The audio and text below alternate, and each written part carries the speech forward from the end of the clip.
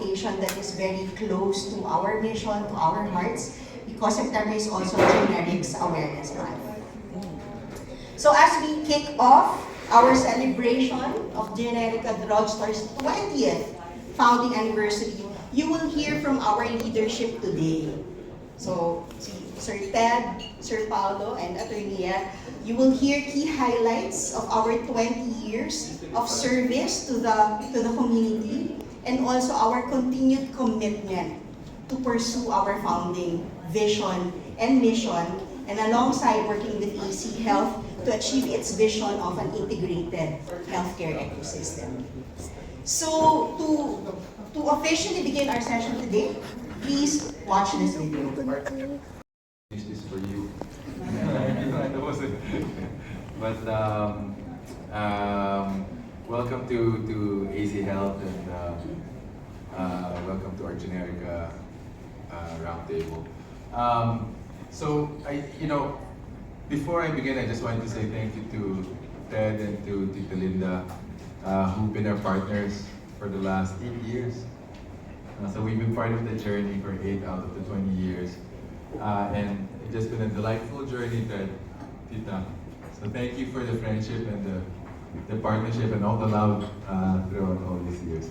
I also wanted to recognize our Generika leadership team. So Attorney Yeta Barca and Gino Quinto are here. Of course, Ami and the marketing team, Oman, and the rest of our AC Health leadership team. But thank you to our friends from media for coming on this rainy day na walang pasok, di ba? Walang pasok, walang trabaho. Pero nandito tayong lahat. Nandito tayong lahat. So, salamat. So let me just maybe give a quick overview of AC Health. But we're really here to celebrate the 20 years of Generika. And maybe for me to show you why we invested in Generika, why we're still investing in Generika, and why that's so important to us at AC Health, and why that's so important to us at Ayala. So maybe before I begin, so the video that we just showed was our tribute to our frontliners. Kasi syempre during the pandemic po, we were one of the private sector leaders working with the IETF. No, araw-araw po kami niyan. Grabe. Isa po kami sa mga nauna na magpatayo ng mga laboratorio. Nalala niyo simula, walang laboratorio. Ano ngayon? what do you call it? RIPM. And we built 7 labs across our network. Kami yung una pong, isa sa mga unang nag-convert din ng mga hospital namin to COVID referral hospitals. And we saw thousands of patients that were admitted in our hospitals. Naalala nyo, may iba panahon, grabe yung mga waitlist. Ang haba po ng waitlist. But thank God, nakaraos din po kami. Pero just to say that AC Health was front and center, and I think that siguro that partnership with government continues until today. And we're very delighted to be working with government. But I think most importantly, what COVID showed is the power of the network that we built. So the network of hospitals, the network of pharmacies, the network of clinics, that whether it's a pandemic or whatever other disease confronts us, yun po ang power ng ecosystem na ginagawa namin sa AC Health. So at AC Health, we built a network of different solutions that can address different pain points. So una-una po, we have our pharmacy group, of which Generika is part of. Ang mission po namin dito is to provide more affordable medicine to more Filipinos. So ever since we started with Generika, that's been our advocacy. How do we provide more affordable medicine to many more Filipinos? And so tayo na rin kami, nag-invest na rin kami ng iba pang mga negosyo sa pag-import ng mga gamot, like i.e. Medical Ethics, but all with the vision of bringing more affordable medicine to the Philippines. Secondly, we also invested in clinics and hospitals. Today, that's called the Healthway Medical Network. That's a network of 4 hospitals, 16 multi-specialty clinics, and over 200 corporate clinics. Napakarami po. And ito po yung ginamit namin ng COVID. Dati po pangalan niyang Qualimed, and yung family doc clinics. Dati pinagsama-sama po namin. And now it's just called the Healthway Medical Network. Excited po kami dyan. kasi kakaiba po yan dito sa Pilipinas. First of all, it's integrated, so ang medical records namin are shared. So you go to one clinic, titingnan ka ng doktor doon, bibigyan ka ng diagnosis, bibigyan ka ng prescription. Pag pumunta ka sa ospital, makikita rin nila kung ano yung ginawa ng doktor sa isang clinic. So mas maigi yung pagpapatakbo and the provision of healthcare is much. At its core, Generika Drugstore has always kept into heart its social purpose of providing communities access to quality and affordable generics medicines. For 2 decades now, it has not deviated from the vision of its founders, Ed Ferrer and Julian Bello, to address the struggle of Filipinos to keep up with the rising cost of medicines. Ako si John Fernandez, 39 years old. Pumupunta ako sa Generika Drugstore dahil mura ang gamot at marami rin pagpipilian, generic na gamot. What started out as a small store in Monteliano, Muntinlupa 20 years ago has grown into a network of drugstores strategically located across the country.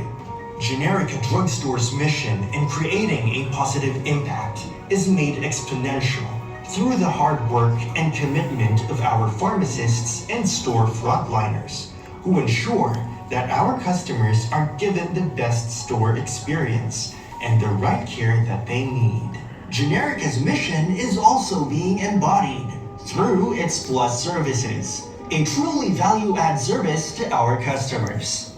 This includes free blood pressure monitoring, affordable fasting blood sugar test, and random blood sugar test. Gamot Guide, a printed reminder to correct medicine intake, Medpadala, or electronic gift certificate. And its loyalty program, Generic Card. Part of Generika's Plus services is the Libreng Consulta. Going beyond pharmaceuticals, this free service aims to encourage our kababayans to manage and take care of their health better with the guidance of our partner doctors. Ako si Josephine Damian. Ang aking edad ay 57 years old. Isa akong may bahay. Madalas ako nagpapakonsulta ng libre sa Generika kapag meron silang nakaschedule na libreng konsulta. Ang kagandahan doon, pagka may nararamdaman ako, kahit wala akong kasama, nakakapunta agad ako. Nasubukan ko na okay naman yung check-up, kaya dito na lang. Apart from Libreng Consulta, Generika also offers scheduled basic diagnostic services at an affordable rate with its mobile laboratory. Taking into account the breadth of this mission, Generika Drugstore knows that we cannot be alone in this journey. We are grateful to all the individuals, various organizations, and LGUs who continue to partner with us, sharing the same passion for uplifting the health and welfare of Filipinos. I am Mark Gerald Paner, the Social Development Division of Good Neighbors International Philippines. Good Neighbors International is a Korean-based international humanitarian non-government organization. I believe Good Neighbors International Philippines and Generika Drugstore share the same social purpose and core values, which is to make healthcare services affordable, accessible, and equitable. One of the mission of Generika Drugstore has its strong sense of social purpose. At ito po ay nakalinya rin po sa objective ng ating opisina na kung saan we bridge the services to the community. At ang Generika Drugstore po ay nakatulong sa amin sa pagbabahagi ng affordable na healthcare para po sa ating community. At the same time ay accessible pa para sa lahat. Generika Drugstore, through its core products and services, along with various community initiatives and partnerships with key organizations and figures, vow to continue to further Generika's social purpose. Truly, I am gratified to be reminded that Generika today has become an ecosystem. 20 years ago, 20 years, I never really expected that we would be successful because Generika was a startup from zero. Ito, ang kasama ko dito when we started, was Julian Bello. Actually, I have to give credit to Julian Bello, who, for your information, is a Frenchman. He came to the Philippines to do community work. We got connected because he married the niece of my wife.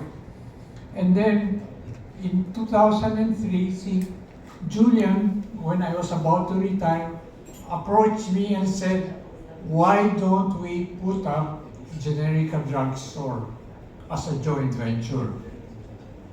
I was about to retire. I really did not have anything planned. And I said, yeah, why not?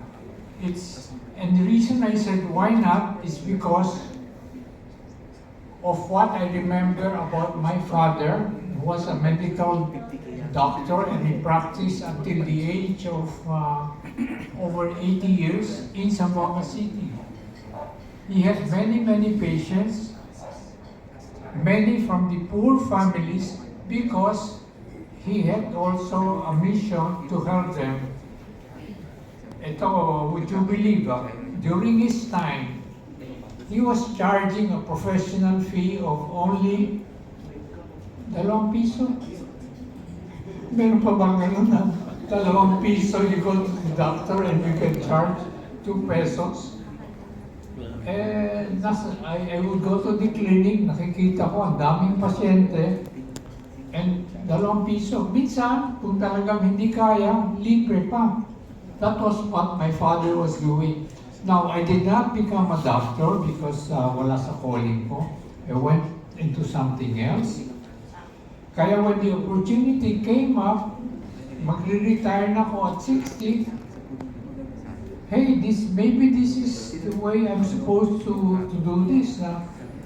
To do in a way, what my father was doing, but differently. Set up a pharmacy for Acknowledge our media friends. Thank you for coming. Also, it's good to see Dr. JJ again, representing our partner DOH. As Paolo mentioned, we are celebrating Generics Month in September, and we have been a supporter of the DOH in pushing for generics awareness. I also would like to thank our friends from AC Health. Sabi ni Paolo, we are the first team, first group to use this venue. A very nice place, right? And also my team from Generika. Thank you so much for, I know a lot of preparation and efforts went into this event. So Ted just took us through the journey of Generika. From the time it started with a pressing need, a pressing need for more affordable medicines in 2003, and how he partnered with Julian, and then in 2015, because of that vision, it became a strong presence of 521 stores all over the country, partnering with like-minded entrepreneurs who share the same advocacy with us. And then that led to a partnership with AC Health. Now, Generika is over 700 stores. We have over 150 franchisees, business partners. We are very selective with the partners. With our partners, there has to be that shared vision and mission. We've remained true to our founding vision and mission, and we have to make sure that we also partner with the like-minded entrepreneurs. So now, with those over 700 stores are from up north to as far as down south, Zamboanga, we are present. Ted came from Zamboanga, and I am sure it was a joy for him, to bring that advocacy to Zamboanga and have Generika present there. And so it's been over 20 years of providing that Ginhawa Generika experience.